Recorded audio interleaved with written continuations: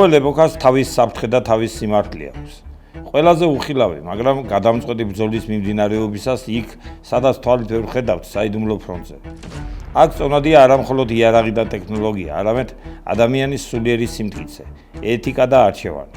დღეს ამ უხილავ სამყაროზე კონტრდაზვერის გამოცდილი ოფიცერი და ექსპერტი პოლკოვნიკი კოტე ფოჩხიძე მოგვიყვება. მასთან ერთად ვეცდებით გავიგოთ სად გადის ზღვარი თავისუფლებასა და უსაფრთხოებას შორის. ბატონო კოტე, მზად ხართ ვისაუბროთ დროის გარეშე? რა თქმა უნდა. მაშინ პირველი კითხვა ეგეთი იქნება.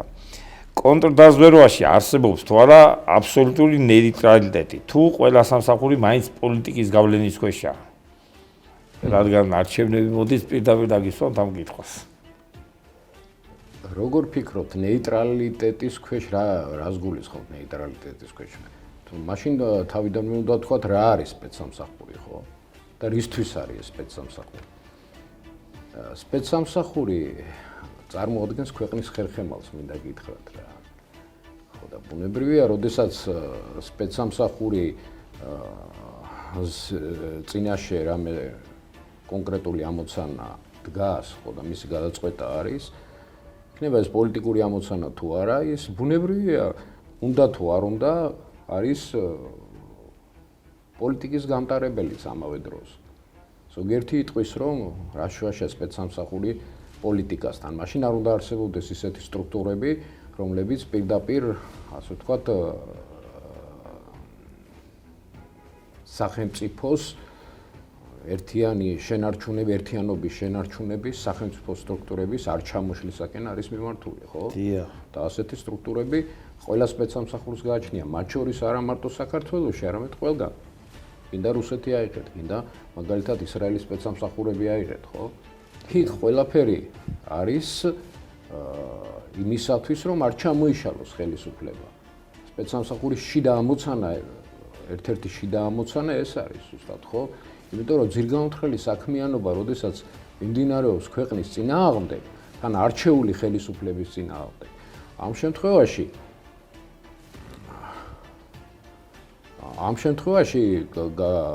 ამოცანის გადაწყვეტა არის უმნიშვნელოვანესი.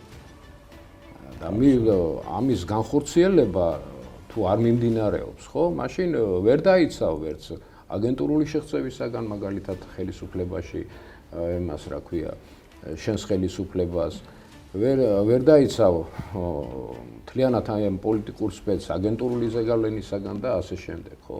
ამას თავისი მნიშვნელობა აქვს და თავისი ამოცანები აქვს, მინდა გითხრათ. ამიტომ შეკითხვა იმაზე, რომ უნდა იყოს ეს პოლიტიკას ითვალისწინებს თუ არა სპეცსამსახურები თავის მუშაობაში, ალბათ ითვალისწინებს. და მოდი თქვათ სიმართლე, იმიტომ რომ არ შეიძლება მთლიანად აპოლიტიზირებული იყოს სპეციალური სამსახური, იმიტომ რომ კი ბატონო, ვინც მოვა ხელისუფლებაში შემდგომ, ხო, პირდაპირ არჩევნების გზით სპეცსამსახურის თანამშრომლები ქვეყნიდან გამომდინარე აწარმოებენ ზუსტად იმ პოლიტიკას, რა შეკვეთასაც იღებია, გასაგები და მინდა რომ სპეცსამსახური ცალკე რომ მოქმედებდეს, ის ხელისუფლება არ იარსებებდა, მინდა გითხრათ. გასაგებია და მაშინ სპეცსამსახური მოახდინა რევოლუციას ქვეყანაში და არ დაჭირდებოდა მაშინ ამას სხვა რამე ქვია, ამას სახელმწიფო გაატრიალება, რა თქმა უნდა და მაშინ კითხავთ, რომ ინფორმაციის გადამოწმებისას რამდენად ხშირად იყენებს კონტრდაზვერვა დეზინფორმაციის გაშვებას, როგორც წესს საკუთარი თანამშრომლების სანდოობის დასამტკიცებლად. ეს გამომდინარე იქიდან რა ოპერატიული ვითარებაა, როგორ ფლობს კონკრეტულად სპეციალური სამსახური ოპერატიულ ვითარებას. ოპერატიული ვითარება გაახლავთ განსაზღვრელი სპეცსამსახურების მუშაობის. და ოპერატიული ვითარება განსაზღვრა ხდება ცალკეული მიმართულებების მიხედვით, მაგალითად ვითარება ეკონომიკაში, ვითარება შეერაღებულ ძალებში, ვითარება ასე ვთქვათ პოლიტიკური კუთხით, ვითარება ჩვენს ირგვლივ, ქვეყნის ირგვლივ, ხო, საფრთხების. აი ზუსტად ამ რეალურ სურათს, როდესაც დებს სპეციალური სამსახური, თავარი ამოცანა ისე, ხო? როდესაც დებს ამას რა ქვია, მთლიან სურათს, შემდგომ განსაზღვრავს უკვე საფრთხეებს ამ სურათის მიხედვით. იქიდან განისაზღვრება მოწყვლადი ადგილები, სად არის უფრო ისეთი ადგილი, სადაც შესაძლებელია იქნეს გამოვლენილი მოწინააღმდეგე ქვეყნების ძირგაუნთხელი საქმიანობის ნიშნები და ასე შემდეგ. სად უფრო დიდია მარცხის საფრთხე ოპერატიულ ველზე თუ გადაწყვეტილების მიღების ცენტრში? სადაც ერთი სწორია, არასწორი ანალიტიკა ანგლებს გადაწყვეტილების მიღების ცენტრში მინდა გითხრათ, იმიტომ რომ სპეციალური სამსახური მკაცრად განსაზღვრული იერარქიული სტრუქტურაა, მინდა გითხრათ რა, და ის გადაწყვეტილება სღებულობს მაინც დანაყოფის ხელმძღვანელი, შესაბამისად დანაყოფის ხელმძღვანელიც კი დამოკიდებულია მისი ხელმძღვანელობის, სახელმწიფო უსაფრთხოების სამსახურის ხელმძღვანელობის გადაწყვეტილებაზეც. ესეთი სისტემა აწყობილი და ესეთი სისტემაც უნდა იყოს მკაცრად განსაზღვრული, მინდა გითხრათ, იმიტომ რომ ეხლა თუ ოპერატიულმა მუშაკმა დაიწყო ამას სხვა რამე ქვია რა, ამას რუსულ ტერმინით სამავოლნიჩიც ქვია რა, თვითნებობა ქვია. გესმით ბატონო თვითონ. გასაგებია. მაშინ რა უფრო რთულია ოპონენტის მოტივების გაშიფრვა თუ საკუთარი თანამშრომლების მოტივების კონტროლი? საკუთარი თანამშრომლების ირგვლივ, იმიტომ რომ იქ შენ აღარ ფიქრობ, შენ ფიქრობ მოწინააღმდეგეზე. და ამისთვის არსებობს სპეციალურ სამსახურში კიდევ სპეციალური სამსახური, რომელსაც გენერალური ინსპექცია ქვია.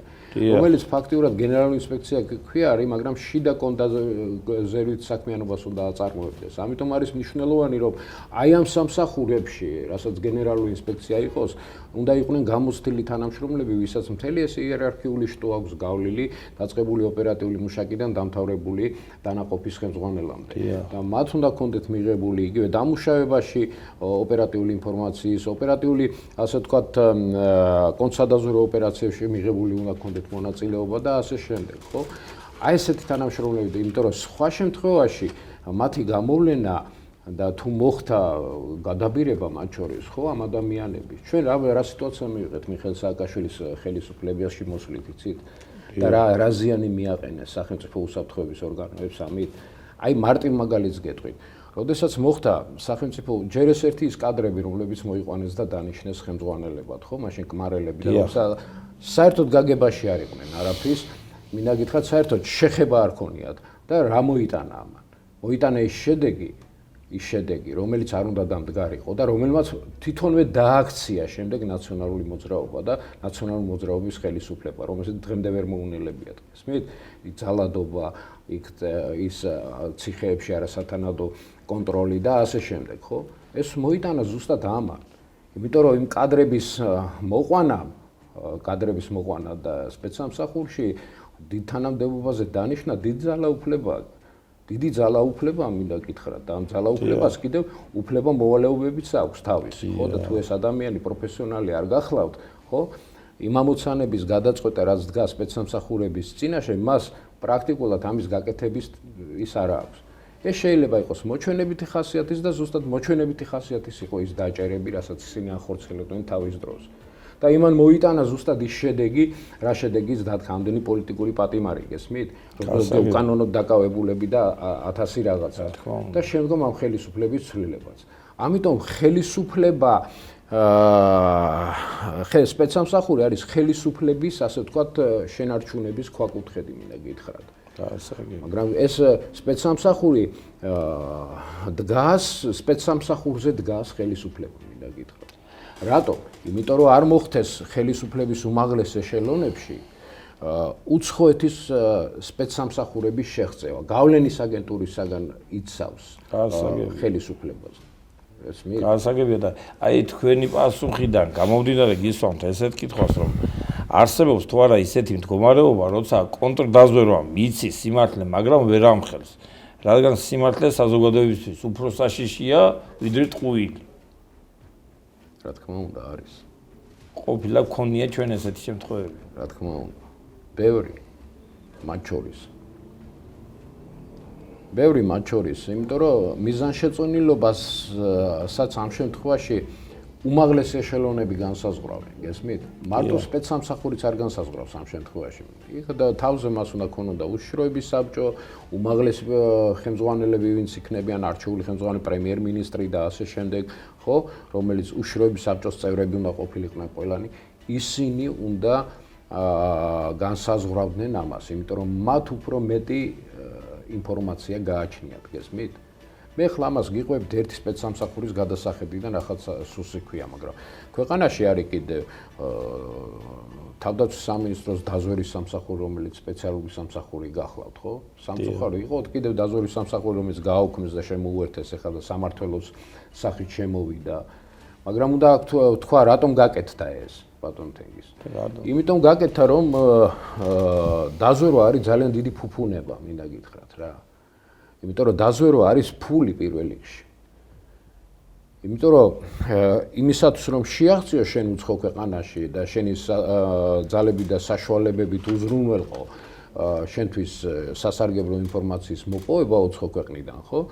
ეს დაკავშირებულია ძალიან დიდ თანხებთან, მინდა თქვა და საქართველოს მწირი რესურსი აქვს იმისათვის რომ აწარმოოს სადაზვერო საქმიანობა. სადაზვერო საქმიანობა მე ვიძახი არალეგალური სადაზვერო საქმიანობა. თორე ლეგალური სადაზვერო საქმიანობა ჩვეულებრივად შეიძლება განახორციელოს იგივე საელჩოების საშუალებით. ხო, ეგ ლეგალური არაფრის მომტანი არა, ისიც არის, მაგრამ აი ახლა უყურეთ როგორ არის. თქვენ ამბობთ რომ ლეგალური არაფრის მომტანი არ არის, მაგრამ ნაკლებად იცით ჩვენმა საზოგადოებამ რომ ზოგჯერ პრესა და ლეგალური, ასე ვთქვათ, საინფორმაციო საშუალებები იძლევა იმაზე მეტ ინფორმაციას ზოგ შემთხვევაში, რომელიც შესაძლებელია ვერ მოიპოვო, ხო? ან გაჟონა ინფორმაცია, ან რაღაცა ამ დაგვარი, ხო?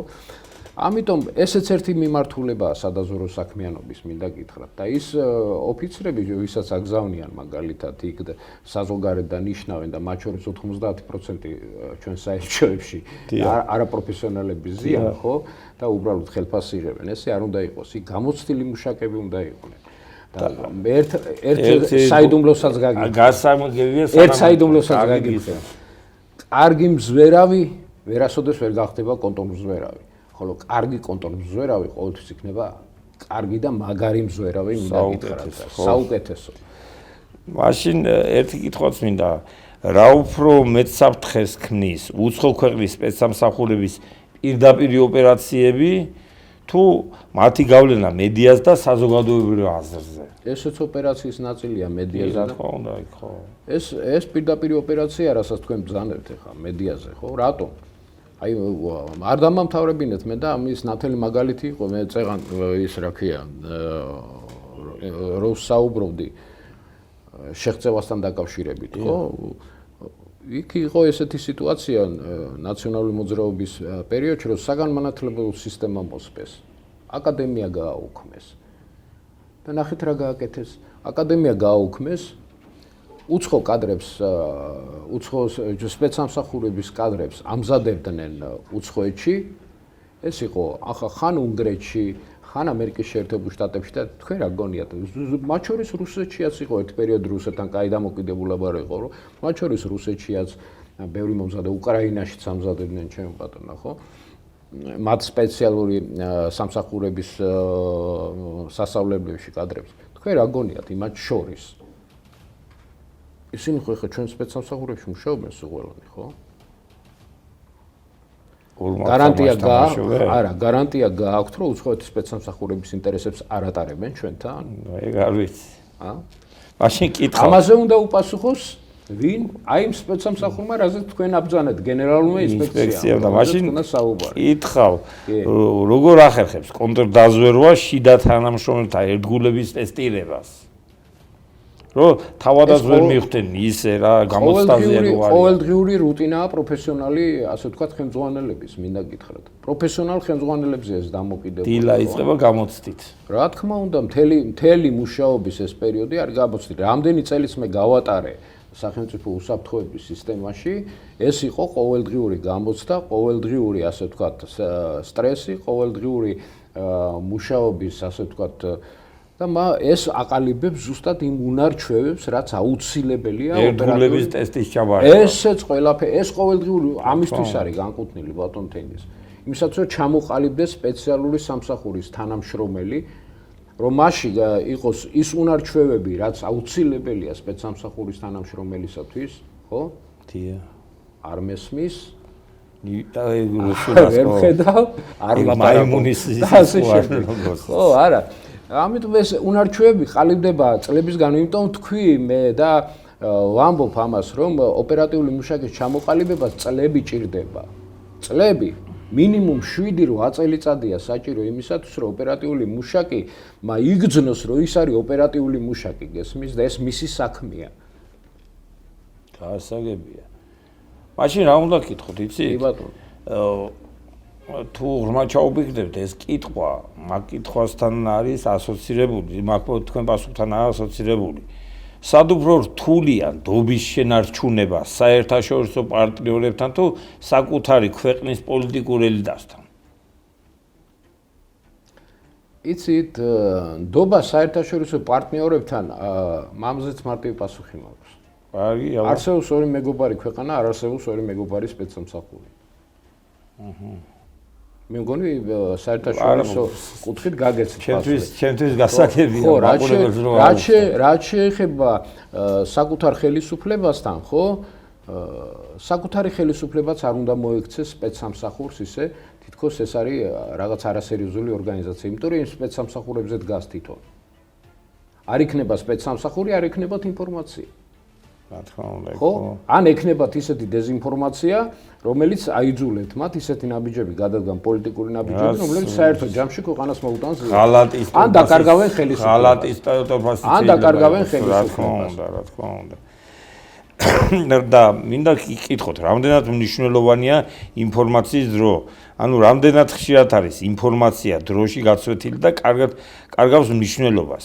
ინფორმაცია უნდა იყოს დროული, მიკუთვნებადი, საიდუმლო და განეკუთვნებოდეს კომპეტენციას უსაფრთხოების ორგანოების. იმ შემთხვევაში იღებს სახელმწიფო უსაფრთხოება ასეთი სახის ინფორმაციას. თუ არ განეკუთვნება მის კომპეტენციას, ის ამ ინფორმაციას გადაუგზავნის შესაბამის ორგანოებს, ვისი ასე ვთქვათ კომპეტენციის ქვეშაც არის. შეიძლება იყოს შინაგან საქმეთა სამინისტრო, შეიძლება სხვა სტრუქტურები იყვნენ და ასე შემდეგ. დიახ, გასაგებია.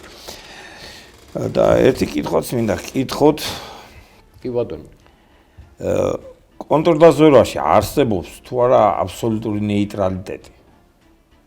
და რას გულისხმობთ ნეიტრალიტეტში? ნეიტრალიტეტს აი იმას გულისხმობ, რომ კონტრდაზვერვა არის სამსახური, სადაც ვერავინ ვერ ერევა ვერც ქვეყნის პირველი პირიც, ვერც ესე არ არის სპეცსამსახური გახლავთ, კაცრი იერარქიული სტრუქტურა, მინდა გითხრათ.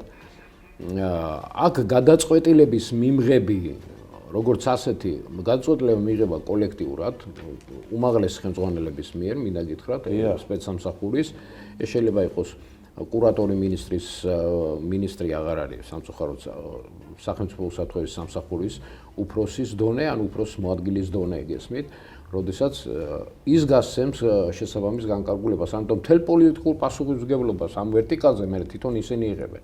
ამიტომ ვიძახი მე, რომ უმნიშვნელოვანესია, რომ იქ იჯდნენ გადაწყვეტილების მიღების დროს იყოს ადამიანები, ისხდნენ ისეთი ადამიანები, ვისაც შეხება ჰქონდა სახელმწიფო უსაფრთხოების სამსახურთან და იცის ყველა ნიუანსი, იცის ყველა სტრუქტურა როგორ მუშაობს, იცის როგორ იგეგმება, იცის და განსაზღვრავს ოპერატიული ვითარების ელემენტებს, ხო? შეუძლია განსაზღვროს ოპერატიული ვითარების ელემენტებში. მოითხოვს შესაბამისად იმ გეგმების განხორციელებას, რა გეგმებიც ისახება ყოველწლიურად. სპეცსამსახური არ გეგონოთ ისე, რომ გეგმოთ მუშაობს. სპეცსამსახურს აქვს თავისი კვარტალური, წლიური გეგმა და ასე შემდეგ ჩვეულებრივად. გარდა იმისა, რომ ჩვენ ვისმენთ სპეცსამსახურების ანგარიშებს საპარლამენტო სხდომაზე, ბატონო, ხო? რომელიც მე ვფიქრობ, რომ ეს არის აბსოლუტური ანაქრონიზმი რა. არ შეიძლება ესეთი რაღაცა ამის საჯაროობა და ამის საჯაროდ გამოტანა. ჩვენ და კაი მოისმინეს, მაგრამ ოპერატიულ ვითარებას არავინ არ ისმენს. რატო იცით? ოპერატიულ ვითარებას წარმოქმნა დღევანდელ სპეცსამსახურებსაც არ აქვთ. იმიტომ რომ კადრები არ აყავთ, ვინც იცის ეს მიმართულება და როგორ განსაზღვრა. მე რამდენადაც მაქვს ინფორმაცია, ხო, და ეს ჩემთვის გულის ტკივილია ეს. ამას გულის ტკივილი ჩასაფრებულის პოზიციიდან არ გეუბნებით. ამას გეუბნებით გულის ტკივილის პოზიციიდან. იმიტომ რომ თუ ეს არ კეთდება ყოველკვარტალური, ყოველწლიური, მაშინ საფრთხეებს როგორ განსაზღვრავენ ქვეყნის წინაშე რა არის? რეალურ საფრთხეებზე საუბარი, ხო? და როგორ აწვდიან რეალურ ინფორმაციას უმაღლეს ხელმძღვანელობას, ხო? თუ ეს თავის დონეზე, მაღალ პროფესიულ დონეზე არ არის, შესაბამისად, უმაღლეს ხელმძღვანელობა, რომელიც იღებს სპეცსამსახურიდან ინფორმაციას, იღებს არასრულ ინფორმაციას, ან შეგნებულად დამახინჯებულ ინფორმაციას სხვადასხვა მიზეზების გამო, მათ შორის არაპროფესიონალიზმის გამოც. გასაგებია და კონტრდაზვერვაში არსებობს აბსოლუტური გამარჯვება? თუ მუდმივი ბრძოლაა ეს ყოველთვის? ეს არის ყოველდღიური მუდმივი და არის გამარჯვება, მაგრამ დროებითი გამარჯვებებიც თუ არსებობს. არსებობს, როგორ არ არსებობს. მუდმივი გამარჯვება არ არის. გაგიმხელდეთ პატარა, გამარჯვება ოპერატიული მუშაკისათვის გადმობირება პირველი. აჰა. გამარჯვება პატარა გამარჯვება. ხო, მაგრამ ის გადმობირება ის ხო ქვეყნის საქმეს აკეთებს, ამას ისინი შევხედავთ ძალიან ცუდად, მინდა გითხრათ რა. იმიტომ რომ რა არის სპეცსამსახურის ძალების და საშუალებებია ესენი. სპეცსამსახურმა თუ გადმობირების სამუშაოა რა წარმოა, აგენტურული პოზიციები და ძალები და საშუალებები არ შეიძინა, შენ ქვეყანა სპეცსამსახური არ ეყოლება. ინფორმაცია საიდან უნდა მიიღო მარტო ღია წყაროებიდან? ღია წყაროებიდან ინფორმაცია ზუსტად აი თქვენ რას თქვი დეზინფორმაციასთან დაკავშირებული იყოს, შეიძლება შეჩეჩება იყოს ინფორმაციის და ასე შემდეგ, ხო? ამიტომ ეს რითი მოწონდება? ადამიანური რესურსით, ხო ესეა? რა თქმა უნდა. ამიტომ ეძახიან ამას აი დაფარულ ფრონტს გესმის და ყოველდღიურ ომს. თავში ვახსენე დაფარულ. ყოველი დღე სპეცსამსახურებში მუშაობა ეს არის ომში ყოფნა, მინდა გითხრათ. ამის ტოლფასია. ზუსტად ამ სიტყვებით გავხსენი. ამის ტოლფასია. სადაც თვალით ვერ ხედავთ და საიდუმლო ფრონტია თქო. ეგრე გავხსენით ჩვენი გადაცემა. ეს ესეა. და ბევრი რამეა დამოკიდებული სპეცსამსახურებზე. ბოლო კითხვა. მათ შორის შეერაღებული ძალების ბრძოლის უნარიანობის საკითხები, მათ შორის საიდუმლოების დაცვის საკითხები, მათ შორის თვითონ სახელმწიფოს უმაღლესი ორგანოების, ასე ვთქვათ, საიდუმლოების დაცვის საკითხებიც. და ბოლო კითხვა მინდა გკითხოთ. არაფერს გკითხავთ?